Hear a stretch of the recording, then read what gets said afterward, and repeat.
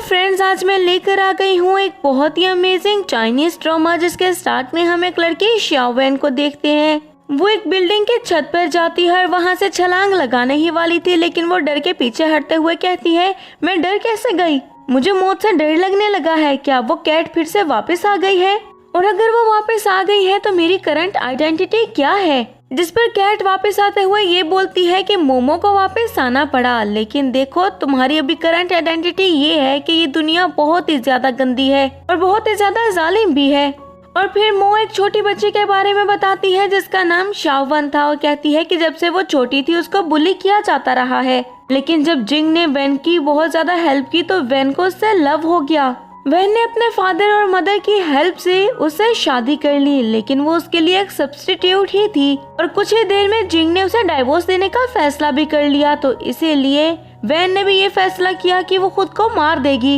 अब वैन का बदला तुम्हें उन सब से लेना है। जिस पर वो कहती है कि तुम्हारा दिमाग खराब हो गया है, तुम क्या चाहती हो कि मैं पूरी दुनिया से लड़ती फिरूं? मैं ऐसा कुछ भी नहीं करूंगी। इतने में वहाँ पर जिंग आते हुए कहता है कि मैं तुम्हें डाइवोर्स नहीं दे रहा हूँ, तुम्हें अपनी आइडेंटिटी के बारे में तो पता है ना।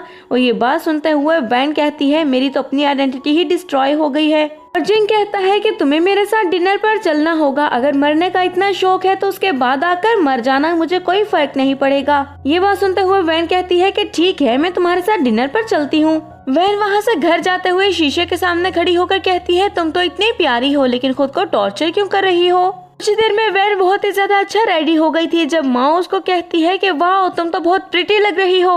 और वैन वहाँ से डिनर पर चली गई थी जहाँ पर सब उसे देखकर उसकी तारीफ करने लगते हैं। और फिर हम नुआन को देखते हैं जो कि जिंग के साथ खड़ी हुई थी।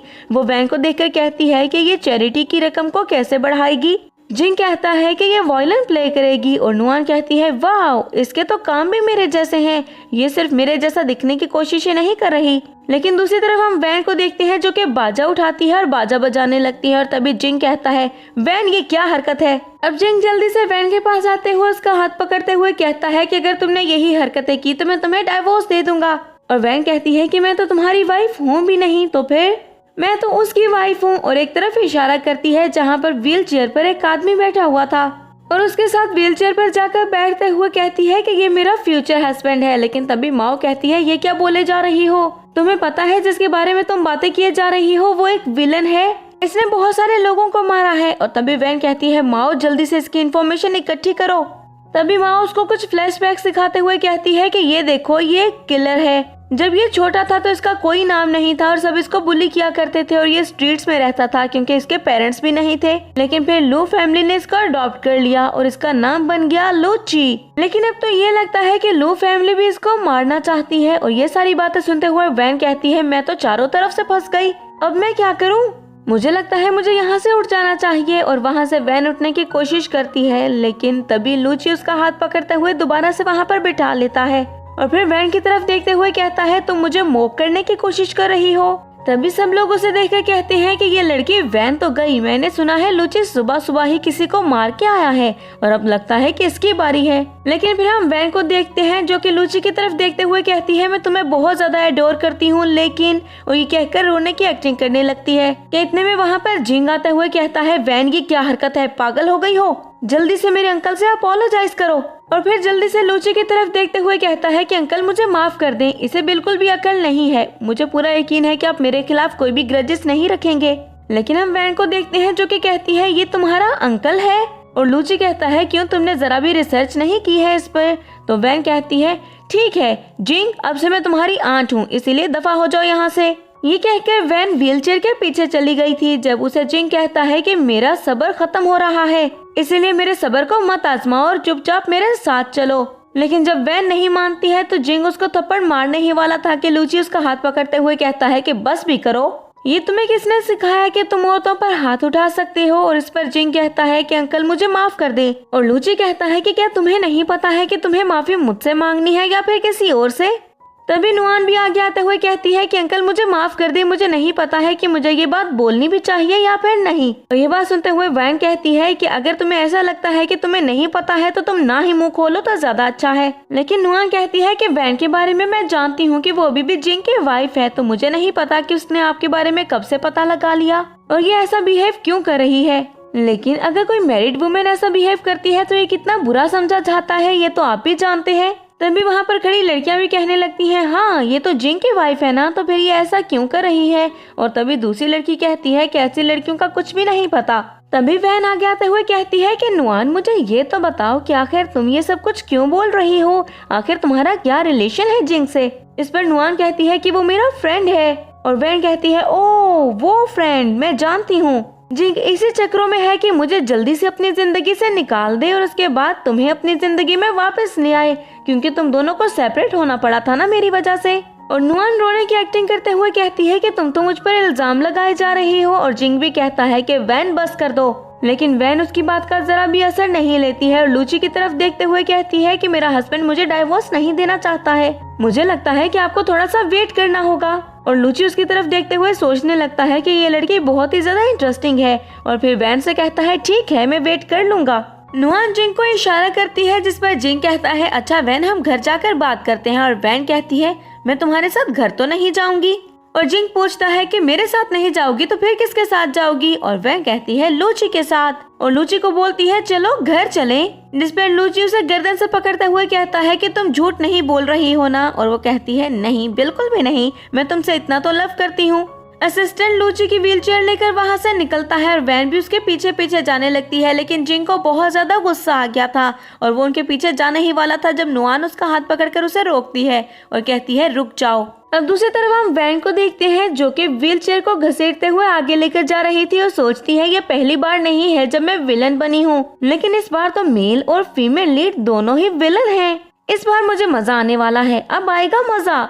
लेकिन वैन अपनी बातों में इतनी ही ज्यादा मगन थी कि उसे पता ही नहीं चलता है कि सामने ढलान है और व्हीलचेयर उसके हाथ से छूट जाती है। और हम लूची को देखते हैं जो कि आगे की तरफ बहुत ही तेजी से जाने लगा था, जिसके बाद हम वैन को देखते हैं जो कि बहुत ही ज्यादा डरते हुए भागते हुए वहाँ पर आती है और कहती है आई एम सॉरी, मुझे नहीं पता था कि व्हीलचेयर ऐसे छूट जाएगी, मुझे माफ कर दे, मैंने जानबूझकर नहीं किया। इस पर लूची गुस्से से उसे देखते हुए कहता है कि अगर तुम एक्सप्लेन ना करती तब तक मैं तुम्हें मार चुका होता। और वैन कहती है ऐसे तो मत बोले, मुझे अभी भी आपकी जरूरत है मुझे सपोर्ट करने के लिए। वैन वहाँ से फिर से लूची की व्हीलचेयर को घसीटने लगती है, लेकिन इतने में हम देखते हैं कि कुछ और गुंडे आ जाते हैं जो उन पर अटैक करने ही वाले थे। लूची जल्दी से खड़ा होते हुए उन्हें मारता है और फिर वैन की तरफ देखते हुए कहता है कि गाड़ी में जाकर बैठो और बाहर मत निकलना। इस पर वैन कहती है हाँ, और लूची बोलता है टाइम वेस्ट मत करो और गाड़ी में जाओ। तो ये बात सुनते हुए वैन जल्दी से गाड़ी में जाकर बैठ जाती है।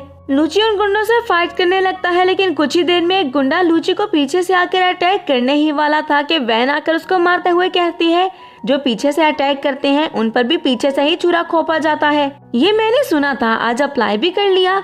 कोई बात नहीं लूची, मैं तुम्हारी हेल्प करूंगी आज फाइट करने में। और ये कहते हुए बड़े ही स्टाइल से वो अपनी हील्स को उतारती है और फिर लूची और वैन दोनों मिलकर उन गुंडों से फाइट करते हैं। और कुछ ही देर में हम देखते हैं कि सारे गुंडे जमीन पर पड़े हुए थे और जल्दी से अपनी जान बचाकर वहाँ से भागने की ही वो कोशिश करते हैं। गुंडों के जाते ही वैन और लूची दोनों ही अपने स्टिक को फेंकते हुए एक दूसरे को देखते हैं और फिर लूची कहता है तुम तो बिल्कुल मेरे जैसी हो और तुम तो बहुत ही ज्यादा इंटरेस्टिंग भी हो, दिन ब दिन और ज्यादा इंटरेस्टिंग होती जा रही हो। तभी वैन कहती है फिर तो आपको मुझसे लव हो जाना चाहिए, क्योंकि जो मैन वुमेन में इंटरेस्टेड होते हैं उन्हें उससे लव हो जाता है। तभी हम लूची को देखते हैं जो कि उसके करीब आते हुए कहता है कि मैं नहीं जानता हूँ कि तुम क्या करने की कोशिश कर रही हो, लेकिन अगर मैंने तुम्हें चूज कर लिया तो मुझे छोड़ने का सोचना भी मत। और वैन कहती है ये तो बातें हीरो जैसी करता है और फिर कहती है अरे नहीं नहीं, मैं कैसे छोड़ सकती हूँ आपको। और लूची बोलता है कि मैं मिस लू की आइडेंटिटी से इतना ज्यादा सेटिस्फाइड नहीं हूँ। और वैन कहती है बहुत जल्द आपको सब कुछ पता चल जाएगा,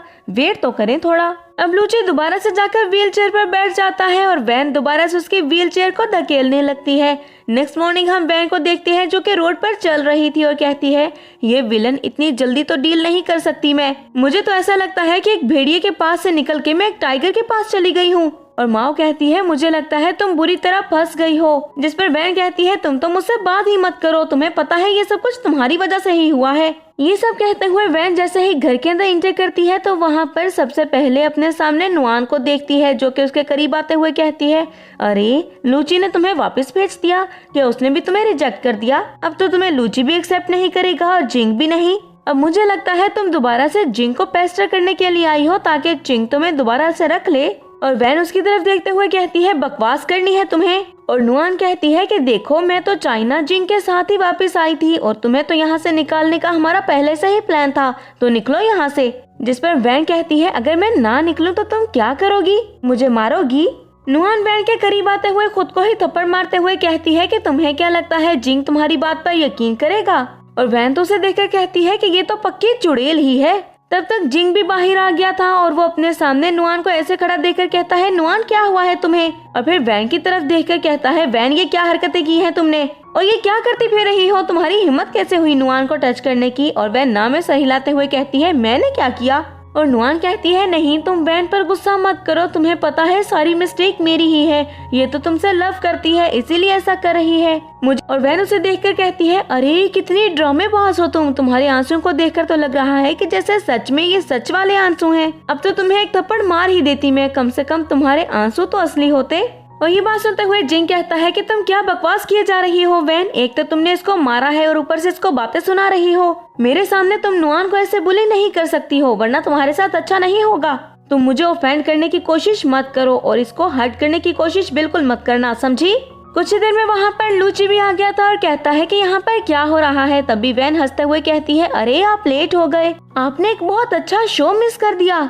और फिर वो जिंग की तरफ देखते हुए कहती है कि बेवकूफ इंसान, यहाँ पर कैमरास लगे हैं, सीसीटीवी कैमरा चेक करवा लो अगर तुम्हें इतनी प्रॉब्लम है और तुम्हें लगता है कि तुम्हारी मिस नुआन के साथ मैंने बदतमीजी की है या फिर उनको बुली किया है। जिसके बाद वो जिंग को थप्पड़ मारते हुए कहती है कि नुआन को तो थप्पड़ नहीं मारा था, लेकिन मुझे लगता है तुम तो ये सब डिजर्व करते हो, तो अपना हिसाब तो पूरा करना था ना। अब जिंग भी वैन को थप्पड़ मारने के लिए आता है, लेकिन लूची उसका हाथ पकड़कर उसे पीछे करते हुए कहता है क्या मसला है तुम्हें जिंग। और वैन कहती है मैंने कहा है ना जिंग के सीसीटीवी कैमरास को चेक करवाओ ताकि तुम्हें सच का पता चल सके। और जहाँ तक तुम्हारे थप्पड़ की बात है तो वो तो तुम डिजर्व ही करते थे।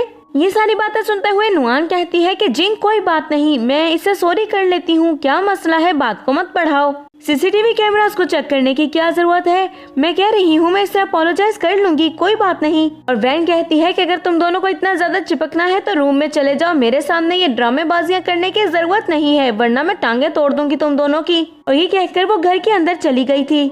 जिंग घर के अंदर आते हुए उसे डाइवोर्स पेपर देते हुए कहता है कि ये लो वैन इसके ऊपर साइन कर दो। लेकिन वैन कहती है तुम छोटे बच्चे थोड़ी हो, तुम्हें भी तो पता है डाइवोर्स देना इतना आसान थोड़ी है। मेरे हाथ में ये कैलकुलेटर देखो, मैं अपने सारे लॉसेस को काउंट कर रही हूँ। अब जिंग दोबारा से सोफे पर बैठते हुए कहता है कि ठीक है एक दफा काउंट कर लो। और वैन काउंट करते हुए कहती है ये बन गया 60 मिलियन। 60 मिलियन का सुनकर नुआन खड़े होते हुए कहती है कि वैन तुम्हारा दिमाग खराब हो गया है, ये इतने पैसे कहाँ से लेकर आएगा। और वैन कहती है क्यों, तुम्हें क्या लगता है कि जिंग गरीब है और मुझे इतने पैसे नहीं दे सकता। और जिंग कहता है कि अच्छा ठीक है और जल्दी से चेक साइन करते हुए वो वैन को पकड़ाते हुए कहता है कि ये लो यहाँ से दफा हो जाओ और मुझे पैसों की कोई फिक्र नहीं है, बस हमें आकर तंग मत करना। वैन जल्दी से चेक पकड़ते हुए कहती है कि हाँ ठीक है, मुझे क्या जरूरत है तुम्हारी लाइफ में वापस आने की। चेक पकड़ते हुए वैन जल्दी से लूची की व्हीलचेयर के पास आ जाती है, लेकिन तभी माओ कहती है कि अरे पागल हो गई हो क्या, भूल गई हो तुम एक विलन हो, तुम्हें पनिशमेंट भी देनी है। जिसके बाद माओ ये भी बोलती है कि लूची के साथ तुम्हें अपने रिलेशनशिप को भी तो स्ट्रॉन्ग करना है, बुरी हीरोइन यही तो करती है, मेरा मतलब है विलन। इस पर वैन सबसे कहती है कि मुझे स्टमक पेन हो रहा है, मैं अभी आती हूँ। जल्दी से वो वॉशरूम भाग जाती है और जाकर माओ से बात करती है और माओ से कहती है मुझे बताओ कि अब मैं क्या करूँ। जिस पर माओ कहती है कि रेड वाइन में ड्रग्स डाल दो। और वैन कहती है क्या एक विलेन छत से छलांग नहीं लगाती है। जिस पर माओ बोलती है छलांग तो लगा सकती है लेकिन वो मरती नहीं है, वो जिंदा रहेगी। तभी वैन कहती है कि अब तुम जाओगी या फिर यहीं पर मेरा सर खाती रहोगी और जाने से पहले मुझे रेड वाइन और ड्रग्स जरूर दे देना। जिस पर माओ कहती है कि ठीक है, वो सब देकर मैं चलती हूँ। और दूसरी तरफ नुआन जिंग से कहती है कि उसने काफी ज्यादा देर लगा दी है, मैं अभी देख कर आती हूँ कि उसे इतनी देर क्यों लग रही है, अगर उसे हेल्प चाहिए होगी तो मैं कर दूंगी। लेकिन नुआन जैसे ही वॉशरूम की तरफ जाती है तो वहाँ पर देखती है कि वैन वाइन में ड्रग्स मिला रही थी। नुआन वहाँ से फौरन वापस आ जाती है और वैन भी वो ग्लास लेकर वापस आती है और आते ही वो जिंग को देते हुए कहती है कि ये लो, डाइवोर्स हो गई है तो क्या हुआ, तुम ये पियोगे भी नहीं। जिस पर जिंग उसकी तरफ देखते हुए कहता है कि तुम क्या करने की कोशिश कर रही हो। और वैन कहती है अरे तुम तो हर वक्त मुझ पर शक ही करते रहते हो, कुछ भी नहीं, बस अपने एक्स हस्बैंड के साथ ड्रिंक करने की कोशिश कर रही हूँ। अगर तुम्हें मुझ पर जरा भी यकीन नहीं है तो ये लो, तुम्हारे सामने मैं भी पी लेती हूँ। और वैन एक ग्लास की वाइन को पी जाती है और दूसरा जिंग की तरफ बढ़ाती है तो वो जल्दी से नुआन खींचते हुए पीते हुए कहती है कि अगर ये पॉइजन है तो ये मैं पी लूंगी, लेकिन मैं जिंग को कुछ भी नहीं होने दूंगी। और उसके बाद वो गिरने लगती है और कहती है, जिंग मेरी तबीयत खराब हो रही है, मुझे लग रहा है कि मैं मरने वाली हूँ, इसने इसमें पॉइजन मिलाया था। और ये सुनकर तो जिंग भी बहुत ही ज्यादा गुस्से में आ गया था और वैन से कहता है कि तुम मॉन्स्टर बन गई हो, ये क्या हरकत की है तुमने। जिंग जब वैन को बहुत ज्यादा बातें सुनाता है तो वैन कहती है कि मुझे बातें सुनाने के बजाय तुम इसको देखो और इसको एंटीडोट देने के बारे में सोचो, मैंने तो बस ड्रग्स दिए हैं। और ये कहकर वो लूची की व्हीलचेयर के पास आते हुए उसे धकेलते हुए बाहर निकल जाती है और लूची कहता है, तुमने सच में उसे ड्रग्स दिए हैं। इस पर वैन हंसते हुए कहती है, अरे कौन से ड्रग्स, जमाल गुटा दिया है उसे। और दूसरी तरफ हम नुआन को देखते हैं जो कि फौरन से वॉशरूम भाग गई थी।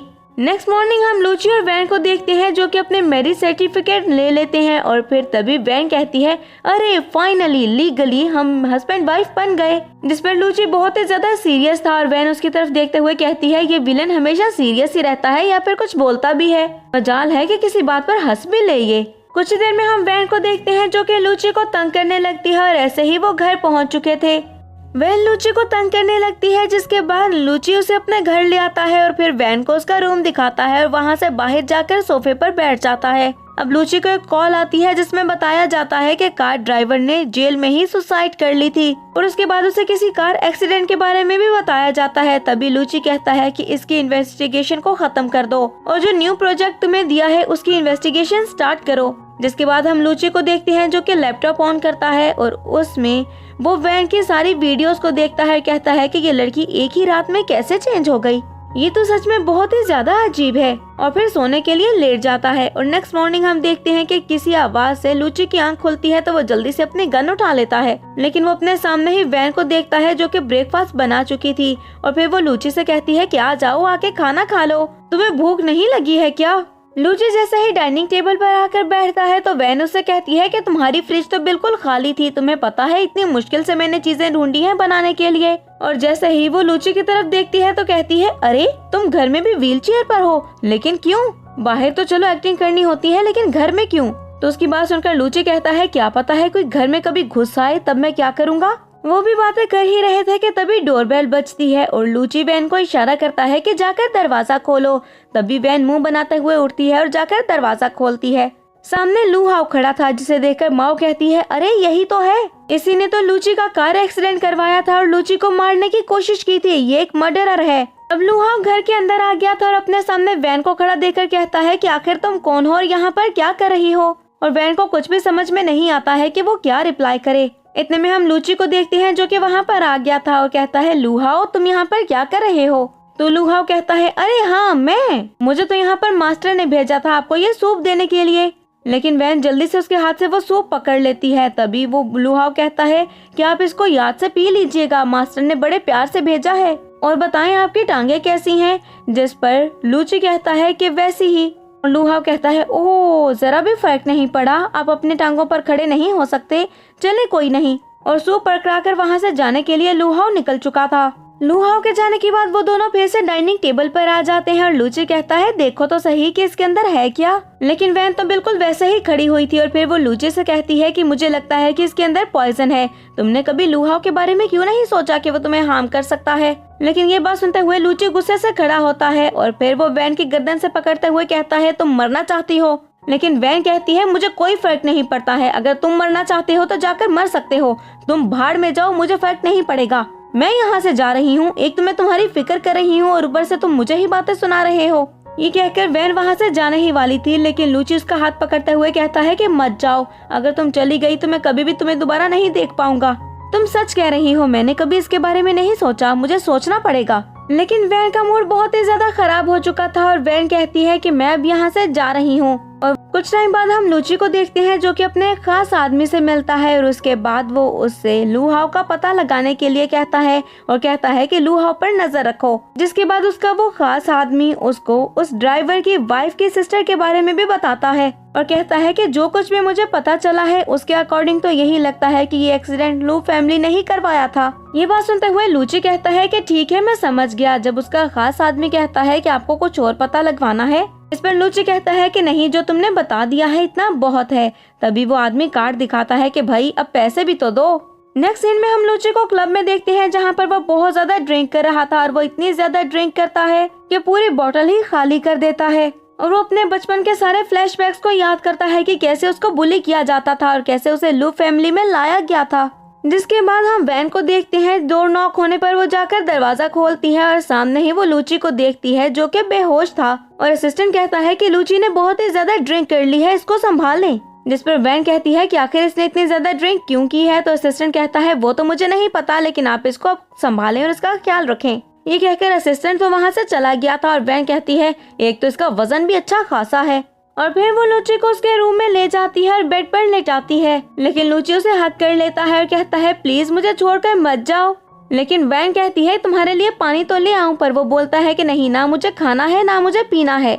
तभी इस बात पर वैन चुप कर जाती है और कुछ ही देर में हम देखते हैं कि लूची अपनी आंखें खोलता है और उसको देखते हुए कहता है कि अगर तुम मेरी लाइफ में आ ही गई हो तो अब मुझे छोड़कर जाने के बारे में मत सोचना।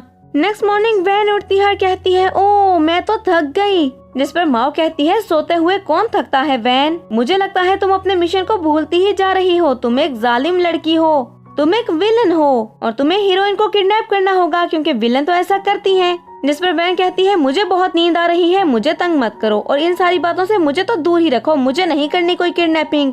और माओ कहती है कोई बात नहीं, फिर खुद किडनैप हो जाओ, जाहिर सी बात है तुम तो जालिम हो नहीं, तो फिर वो जो हीरोइन बनी फिर रही है वो ही होगी।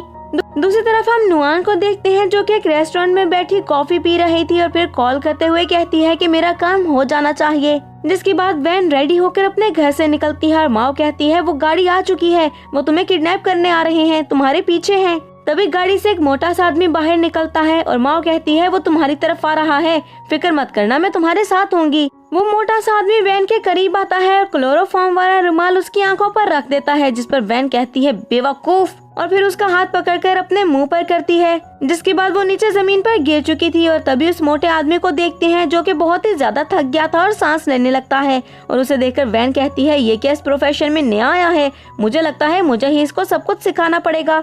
अब वो आदमी सांस लेने के बाद वैन को उठाता है और उठाकर वो गाड़ी की तरफ ले जाने लगता है, लेकिन ऐसा लग रहा था कि उसने तो वैन को नहीं उठाया हुआ बल्कि वैन तो खुद ही चल रही है। और हमें दिखाई देता है कि वहाँ पर उनकी कोई फोटोग्राफ्स भी बनाता है।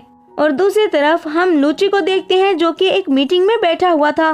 तभी उसे एक कॉल आती है और उसको बताया जाता है कि वैन को किसी ने किडनैप कर लिया है। ये बात सुनकर वो शॉक होते हुए गुस्से से खड़ा होने वाला था, लेकिन अपने सामने सारे मेंबर्स को देखकर दोबारा से बैठ जाता है और उसके बाद कॉल पर मौजूद आदमी से कहता है कि जल्दी से ढूंढो और वो कहाँ पर है और अगर किसी ने उसके साथ कुछ बुरा बिहेव किया तो उस इंसान को वहीं पर मार देना। जिसके बाद हम फिर से वैन और उस किडनैपर को देखते हैं जहाँ पर वैन को तो बांधा गया था और किडनैपर उसके सामने खड़ा होकर कहता है तुम्हें पता है तुम्हें यहाँ पर क्यों बांधा गया है। इस पर वैन कहती है कि हाँ पता है और वो किडनैपर कहता है बस करो, ऐसा बोलते हैं कि मुझे नहीं पता है, मुझे बताओ, फिर मैं तुम्हें बताता हूँ कि हमें यहाँ पर पैसे मिले हैं तुम्हें ये बांधने के और तुमसे बदला लेने के, और जब तक हमें पैसे नहीं मिल जाते हम तुम्हें यहाँ से जाने नहीं देंगे। जिस पर वैन हंसते हुए सोचने लगती है कि तुम मुझे जाने भी दो तब भी मैं नहीं जाऊंगी। इतने में वहाँ पर नुआन उसके करीब आते हुए कहती है कि तुम तो मुझे देखकर घबरा ही गई होगी कि मैं तुम्हें किडनैप कैसे कर सकती हूँ, लेकिन कोई बात नहीं मैं तुम्हें बता दूंगी। लेकिन वैन तो उसे देखकर सिर्फ स्माइल ही कर रही थी और नुआन सोचने लगती है कि ऐसी सिचुएशन में ये स्माइल कैसे कर सकती है, क्या इसको सब कुछ पहले से पता था।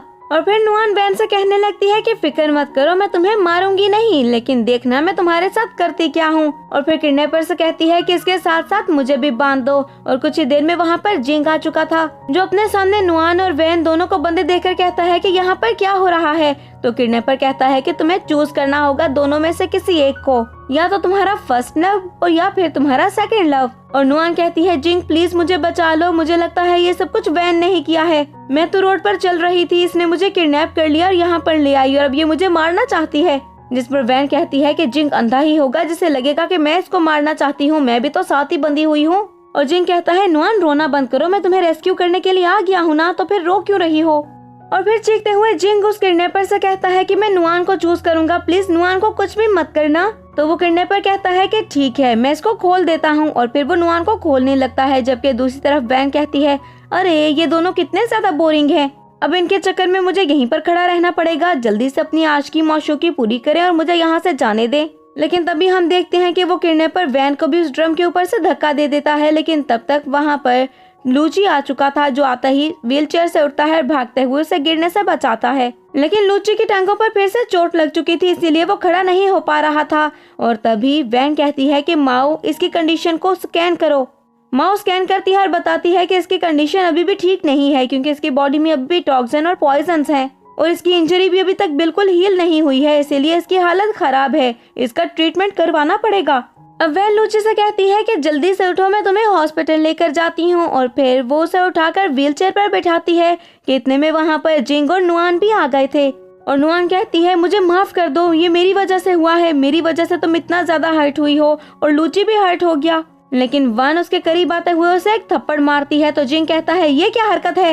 लेकिन जिंग जैसे ही थोड़ा सा आगे आता है तो वैन उसको एक किक मारकर पीछे फेंक देती है और कहती है, चुप रहो। अब वैन फिर से नुआन के करीब आते हुए उसका हाथ पकड़कर मरोड़ती है और कहती है कि तुम मेरे साथ जो करना चाहती हो कर सकती हो, लेकिन इनोसेंट पीपल को बीच में शामिल करने की जरूरत नहीं है। इससे नुआन को पेन होने लगा था और वो चीखने लगती है। तभी जिंग कहता है कि वैन छोड़ो उसको। और वैन कहती है कि खबरदार जोड़कर मेरे करीब भी आए, वरना हाथ पाँव के साथ साथ गर्दन भी तोड़ दूंगी तुम्हारी। और फिर वो दोबारा से नुआन से कहती है कि तुमने मुझे किडनैप करवाया, तुमने मुझे ऊपर से धक्का भी दे दिया, लेकिन तब भी मैं तुम्हें ब्लेम नहीं कर रही, लेकिन अगर लूची को कुछ भी हुआ तो मैं तुम्हें छोड़ूंगी नहीं।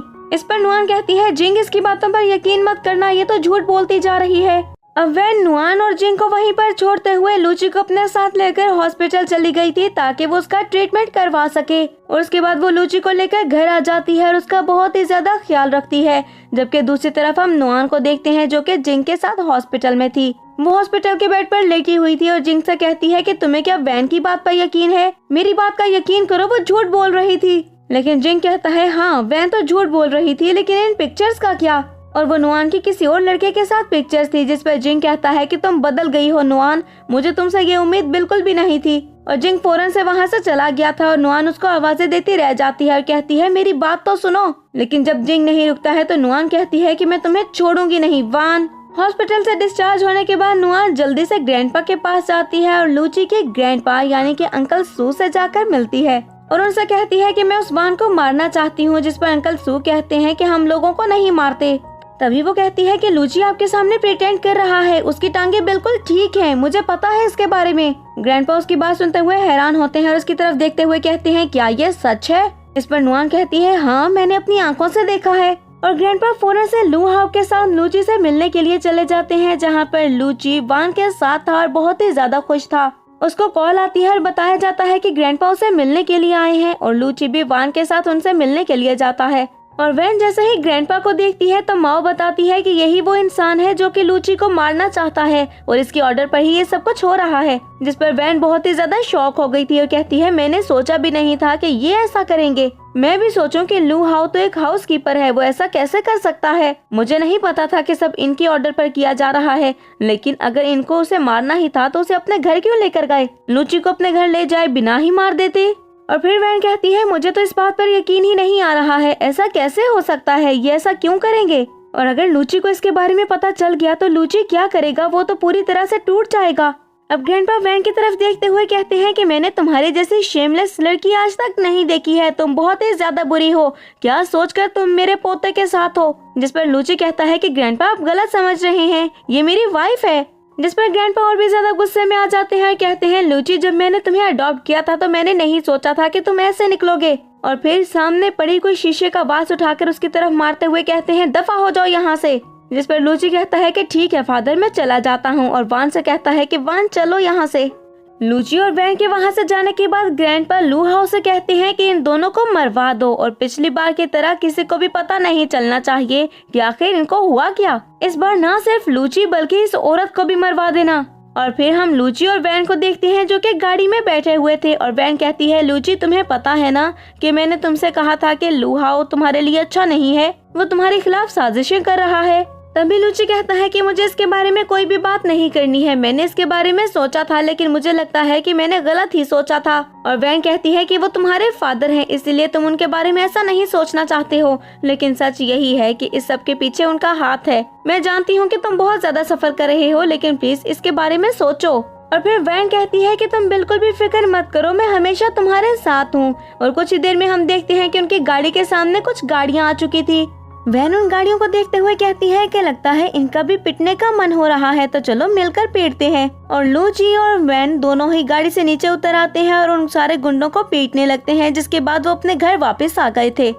तभी लूची कहता है कि तुम्हें तो पहले से ही पता था कि हम पर अटैक होने वाला है। और वैन कहती है तुम कौन सा सुन रहे थे, मैं तो बता रही थी। और फिर वो लूची से कहती है कि मैं तुम्हारी चोट पर मेडिसिन लगा देती हूँ। वो भी बातें कर ही रहे थे कि कुछ ही देर में वहाँ पर ग्रैंडपा आ जाते हैं। और जैसे ही लूची उनके सामने चल कर आता है तो ग्रैंडपा कहते हैं तुमने तो हर चीज पहले से ही तैयार कर रखी थी। और लूची कहता है ऐसा तो शुरू से ही नहीं था, आप तो मुझे शुरू से ही प्यार नहीं करते थे जब से अपनी लू फैमिली में लेकर गए थे। मैं बहुत ही अच्छे से जानता हूँ कि आप ड्रामा किए जा रहे थे। तभी हम लू हाउ को देखते हैं जो कि ग्लास में वाइन डालता है।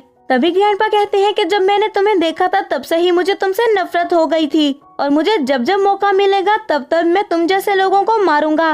और फिर वो लू हाउ से कहते हैं कि वाइन के 2 ग्लास लेकर आओ, उसमें पॉइजन डालकर इनको एक ग्लास चूज करना होगा। अगर तो इन्होंने वो ग्लास चूज किया जिसमें पॉइजन नहीं है तो ये दोनों बच जाएंगे, लेकिन अगर इन्होंने पॉइजन पी लिया तो उसके बाद कोई इनको बचा नहीं सकेगा। ये बात सुनकर लूची कहता है कि मेरी और आपकी दुश्मनी है और ये बात हम दोनों के बीच में है, तो वान को इसमें शामिल करने की जरूरत नहीं है। लेकिन ग्रैंडपा कहते हैं कि ऐसा बिल्कुल भी नहीं हो सकता, क्योंकि मैं किसी से वादा कर चुका हूँ कि इस लड़की की तो मैं जान लेकर रहूंगा। तभी हम वैन को देखते हैं जो कि माओ से कहती है कि इन ग्लास को स्कैन करके बताओ कि पॉइजन किस में है। तभी माओ बताती है कि ये ग्रैंडपा तुमसे झूठ बोल रहे हैं, दोनों ग्लास में ही पॉइजन है। जिस पर वान कहती है मुझे पहले ही पता था, हम दोनों को ये जिंदा नहीं छोड़ेगा, और मुझे बताओ कि इसका कोई एंटीटोड है। तभी माओ कहती है कि नहीं, इंसानों के लिए तो नहीं है, लेकिन अगर तुम स्पेस में वापस आ जाओगी तो तुम्हारे लिए एंटीटोड है।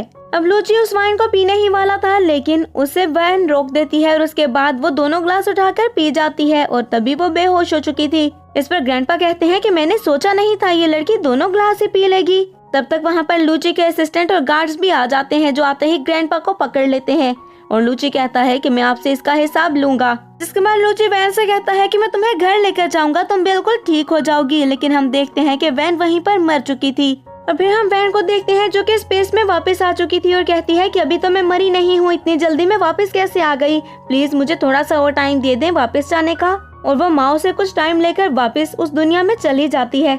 और फिर हम लूची को हॉस्पिटल में देखते हैं जो कि बहुत ही ज्यादा रो रहा था और असिस्टेंट उसे बताता है कि वैन अभी जिंदा है, लेकिन उसकी हालत बहुत ही ज्यादा खराब है। अब लूची पूछता है कि इसका कोई भी ट्रीटमेंट नहीं है, जिस पर वो असिस्टेंट नाम में सर हिलाता है। और लूची जैसा ही रूम के अंदर जाता है तो वो देखता है कि वैन उठकर बैठ चुकी थी। लेकिन कुछ टाइम बाद हम देखते हैं कि वैन भी व्हील चेयर पर थी और वो दोनों एक दूसरे से वादा करते हैं कि वो एक साथ रहेंगे। लूची कहता है कि हमेशा मेरे साथ ही ऐसा क्यों होता है, तुम मुझे छोड़कर नहीं जा सकती हो। जिस पर वैन कहती है कि हाँ, मैं हमेशा तुम्हारे पास रहूंगी, तुम बस अपना ख्याल रखना। लेकिन कुछ ही देर में हम देखते हैं कि वो मर चुकी थी और दोबारा से स्पेस में वापस आ जाती है। वैन बहुत ही ज्यादा रो रही थी, लेकिन तभी माओ कहती है कि तुम्हारा न्यू मिशन स्टार्ट हो चुका है। और कुछ ही देर में हम देखते हैं कि वैन एक न्यू कैरेक्टर में जा चुकी थी और वो कहती है माओ मुझे इसके बारे में बताओ तो सही कि ये है क्या। और माओ कहती है कि इसमें भी तुम एक जालिम लड़की ही हो, क्योंकि एक मेल लीड ने तुम्हारी सारी प्रॉपर्टी को इनहेरिट कर लिया और धोखे से तुम्हें मार भी दिया। और अब वो अपने चाइल्डहुड स्वीट हार्ट के साथ है, तो तुम्हें बदला तो लेना होगा ना। और जैसे वो तुम्हें मारना चाहता है वैसे तुम्हें मरना नहीं है।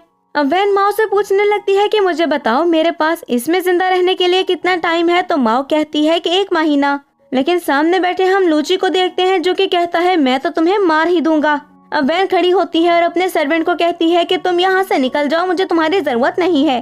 तभी माओ से ये भी बताने लगती है कि उस स्टीफन काउ की मदर हॉस्पिटल में है और उसको पैसों की जरूरत है, लेकिन ओरिजिनल ओनर ने उसको पैसे नहीं दिए थे, बल्कि उसको ब्लैकमेल करती रही थी। ये बात सुनते हुए वैन सोफे पर बैठती है और अपना कार्ड उसे पकड़ाते हुए कहती है कि स्टीफन ये पकड़ो। और स्टीफन कहता है कि कॉन्ट्रैक्ट में तो ऐसा कुछ भी नहीं था। जिस पर वो कहती है कि तुम्हें क्या लेना देना कॉन्ट्रैक्ट से, चुपचाप ये पकड़ लो। स्टीफन वहाँ से जैसे ही हॉस्पिटल जाता है तो उसकी मदर कहती है कि तुम्हारे पास इतने पैसे कहाँ से आए। तो वो कहता है कि मैंने अपने एक फ्रेंड से लिए हैं। कुछ ही देर में हम देखते हैं कि वैन भी वहाँ पर आ गई थी और दरवाजे से अंदर झांकने लगती है, लेकिन स्टीफन उसको देखते हुए बाहर आता है और कहता है तुम यहाँ पर क्या कर रही हो। तो वैन कहती है कि मैं तो वॉक करने के लिए आई थी। जिस पर स्टीफन कहता है क्या सच में। और वैन कहती है मत भूलो पैसे मैंने तुम्हें दिए हैं, इसीलिए तुम मेरे आगे ऐसे जुबान नहीं चला सकते। लेकिन तभी हम देखते हैं कि वहाँ पर सू आ चुकी थी जो कि कहती है तुम इसको ऐसे ह्यूमिलेट नहीं कर सकती हो। और फिर कहती है स्टीफन तुम मेरे पैसे रख सकते हो, इसके पैसे इसको वापस कर दो। वान जल्दी से उन पैसों को पकड़ती है और कहती है सिर्फ 500 युआन, इससे तो कुछ भी नहीं होगा। तुम्हें पता है इसकी माँ के इलाज के लिए कितना पैसा लग रहा है, इसीलिए तुम्हें बोलने की जरूरत नहीं है और चुपचाप यहाँ से चली जाओ। लेकिन सू भी सुनने वाली नहीं थी और स्टीफन से कहती है कि मैं तुम्हारी हेल्प कर सकती हूँ। और तभी स्टीफन कहता है कि नहीं, मेरे पास पैसे हैं, तुम्हें इसकी जरूरत नहीं है। जिस पर सू कहती है सुन लिया तुमने वैन, इससे तुम्हारे पैसों की जरूरत नहीं है। मैं तुम्हें एक बात बता दूं, मनी सब कुछ नहीं होता है, उससे तुम हैप्पीनेस नहीं खरीद सकते। जिस पर वान कहती है कि मेरे सामने ये ड्रामे करने की जरूरत नहीं है और वो सू को धक्का देती है कि इतने में वहाँ पर एक और लड़का आ चुका था जो कि सू को गिरने से बचाता है, जिसका नाम ली था। और वो सोचने लगती है कि क्या यही है मेरा हस्बैंड जिसने मेरी प्रॉपर्टी को इनहेरिट किया है। और तभी वान कहती है ओह मैं देख रही हूँ तुम दोनों एक दूसरे के कितना क्लोज हो। तभी वो दोनों एक दूसरे से दूर हो जाते हैं और ली कहता है वैन ऐसा कुछ भी नहीं है, देखो तुम गलत समझ रही हो और सू बहुत ही अच्छी लड़की है और ये शांग फैमिली की एल्डेस्ट डॉटर है। जिस पर वैन कहती है तो किसने कहा कि ये ऐसी नहीं हो सकती जैसा कि मैं बोल रही हूँ। तो ली तुम यहाँ पर आ ही चुके हो तो मैं तुमसे एक क्वेश्चन करती हूँ कि अगर सू ऐसी नहीं है और तुम दोनों के दरमियान कुछ भी नहीं चल रहा है तो फिर मुझे बताओ कि जो ब्रेसलेट मेरे डैड ने मुझे बर्थडे पर दिया था ये सू के हाथ में क्या कर रहा है। जिस पर ली कहता है कि ये तो फेक है, तुम्हें किसने कहा कि ये ओरिजिनल है। जिस पर वैन कहती है क्या सच में। और ली सू को इशारा करता है कि तुम भी कुछ ड्रामा कर लो। जिस पर वो रोते हुए कहती है कि ये फेक है, तुम मुझ पर इल्जाम मत लगाओ। और वैन कहती है कि ठीक है मैं तुम पर इल्जाम नहीं लगाती हूँ। ली कहता है कि बहुत अच्छी बात है कि तुम इस पर इल्जाम ना लगाओ और इसके दरमियान इंटरफेयर मत करो। नेक्स्ट सीन में हम वैन को देखते हैं जो कि अपने घर पर थी और स्टीफन सफाई कर रहा था। जब वैन उसको देखते हुए सोचती है कि इस पर कितना जुल्म होता है, लेकिन मुझे ये सब बदलना होगा। रात में हम वैन को देखते हैं जो कि माओ से बातें कर रही थी और माओ से एक स्टोरी बुक देते हुए कहती है कि स्टीफन तुम्हें ये स्टोरी सुनाएगा। लेकिन स्टीफन जैसे ही उस स्टोरी बुक को पढ़ने लगता है तो उसको सुनते हुए तो वैन बेड से नीचे ही गिर गई थी और स्टीफन से कहती है कि जाओ यहाँ से। जिस पर स्टीफन कहता है क्यों, आपको ये पूरी नहीं सुननी। और वैन कहती है नहीं सुननी, जाओ यहाँ से। नेक्स्ट मॉर्निंग हम वैन को देखते हैं जो कि केक लेकर आती है। स्टीफन को कहती है कि इसको खाओ। जिस पर स्टीफन सोचता है कि इसको पता है कि मेरी आज बर्थडे है। कुछ ही देर में स्टीफन को कॉल आती है और वो कहता है कि ठीक है मैं अभी आता हूँ। और उसके बाद वो वैन से कहता है कि मुझे कुछ अर्जेंट काम है, क्या मैं जा सकता हूँ। तो वैन उसे बोलती है कि ठीक है जाओ जाओ, तुम्हें क्या लगता है कि मैं तुम्हारे बगैर कुछ काम नहीं कर सकती। और स्टीफन के जाने के बाद वैन सोचने लगती है कि आखिर ये गया कहाँ पर है। तो माओ कहती है यहीं पर तो ट्विस्ट है, उस लड़की ने उसे गुंडों के पास बुलाया है ताकि उसको बुली करवा सके। ये सब कुछ सू करवा रही है ताकि एंड टाइम पर जाकर वो उसको बचा ले और उसके बाद स्टीफन को ये लगे कि वो उसका बहुत ही ज्यादा ख्याल रखती है। लेकिन हम देखते हैं कि वैन वहाँ पर वक्त से पहुँच चुकी थी और स्टीफन और वैन मिलकर फाइट करते हैं। और जब तक वहाँ पर सू पहुँचती है तो वहाँ पर तो गुंडों की हालत खराब हो चुकी थी। अब स्टीफन को वहाँ से भेजने के बाद हम वान को देखते हैं जो कि उस सू से बात करने लगती है और कहती है मैं जानती हूँ तुम्हारी रीबर्थ हुई है और पिछली जिंदगी में तुम्हारा नाम वैन था, तुम्हें कैंसर हो गया था और एक गरीब आदमी से तुम्हारी शादी हुई थी और तुम्हारे पास इतने पैसे नहीं थे कि तुम अपना ट्रीटमेंट करवा सकती, इसीलिए तुम्हारे हस्बैंड ने भी तुम्हें घर से निकाल दिया और तुम मर गई।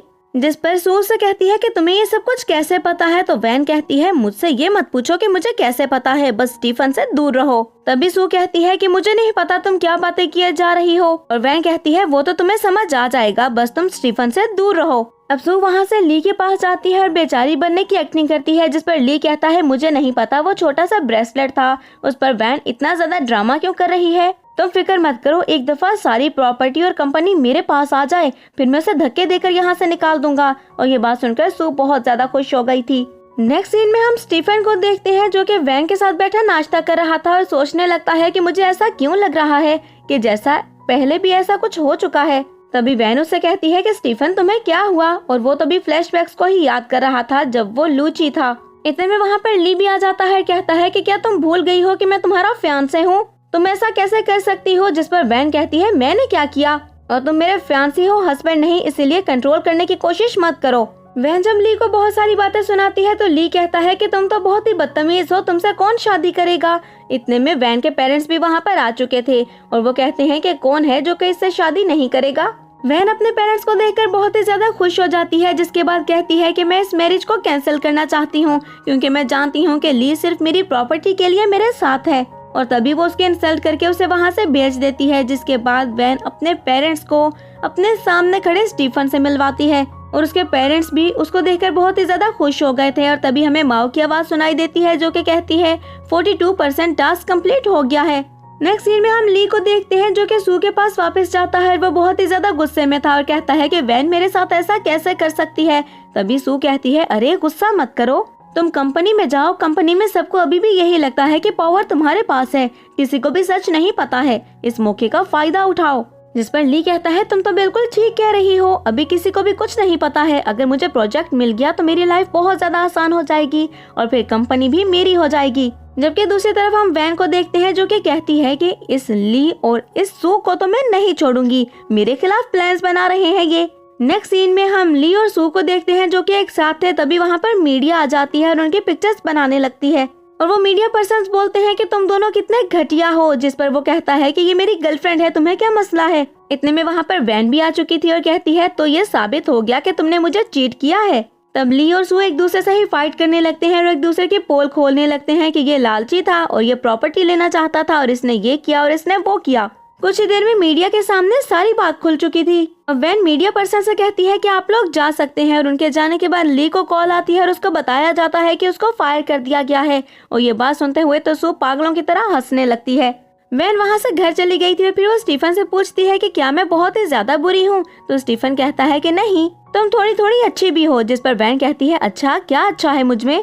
इस पर स्टीफन कहता है कि मैं ये मानता हूँ कि अगर बॉडी दुनिया से चली भी जाती है तो उसकी सोल दुनिया में ही रहती है और जिस पर्सन को हम चाहते हैं अगर उसकी सोल दुनिया में है तो फिर हम उसको दोबारा से हासिल कर सकते हैं और मुझे तो वैसे भी तुम्हारी सोल से ही अट्रैक्शन है। जिस पर वैन कहती है, तुम्हें पता है तुम क्या बोल रहे हो। और स्टीफन कहता है, बिल्कुल मैं बहुत अच्छी से जानता हूँ कि मैं क्या बोल रहा हूँ। रात के वक्त हम वैन को देखते हैं जो कि रोड पर चल रही थी और अपनी मदर से कहती है कि मैंने ली को फाइट कर दिया है और अपना बदला ले लिया है। लेकिन तभी हम ली को देखते हैं जो कि पॉइजन और तेजाब लेकर वहाँ पर आता है ताकि वो वैन के ऊपर अटैक कर सके। लेकिन वहाँ पर वक्त पर स्टीफन आ गया था और आकर उसने वैन को बचा लिया था।